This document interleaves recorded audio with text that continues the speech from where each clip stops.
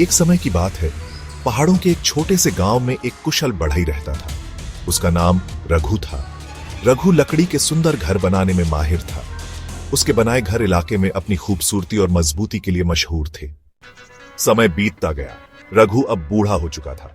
उसकी आंखों में पहले जैसी चमक नहीं रही और शरीर में भी थकान बसने लगी थी।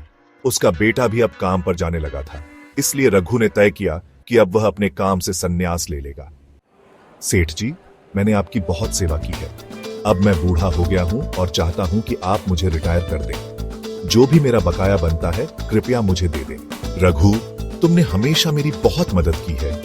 तुम्हारे बिना मेरा कारोबार इतना बड़ा नहीं बन पाता। लेकिन एक आखिरी गुजारिश है। मैंने हाल ही में एक नया घर बनाने का ठेका लिया है। अगर तुम मेरे लिए वह घर बना दो तो उसके बाद मैं तुम्हें खुशी खुशी रिटायर कर दूंगा। रघु को यह सुनकर बहुत गुस्सा आया।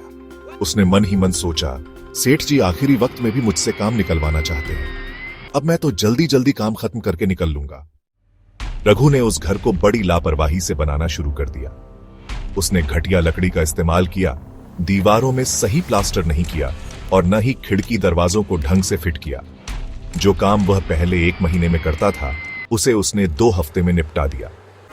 लीजिए सेठ जी, घर तैयार है। अब मुझे रिटायरमेंट दे दीजिए। रघु, तुमने मेरी बहुत सेवा की है। तुम्हारी मेहनत के लिए मैं बहुत आभारी हूं। इसलिए यह घर मैंने तुम्हारे लिए ही बनवाया था। अब यह घर तुम्हारा है। यह रहा तुम्हारा रिटायरमेंट गिफ्ट। यह सुनते ही रघु के पैरों तले जमीन खिसक गई। वह पछताने लगा कि काश उसने घर को पूरे मन और मेहनत से बनाया होता तो आज उसके पास एक सुंदर और मजबूत घर होता। हमारे जीवन में हम जो भी कर्म करते हैं वही हमारा भविष्य बनता है। इसलिए हर काम को ईमानदारी और मेहनत से करना चाहिए, क्योंकि पता नहीं कब कौन सा काम हमारा भाग्य बदल दे। तो सोचिए, आप अपने भविष्य के लिए एक मजबूत महल बना रहे हैं या एक कमजोर झोपड़ी।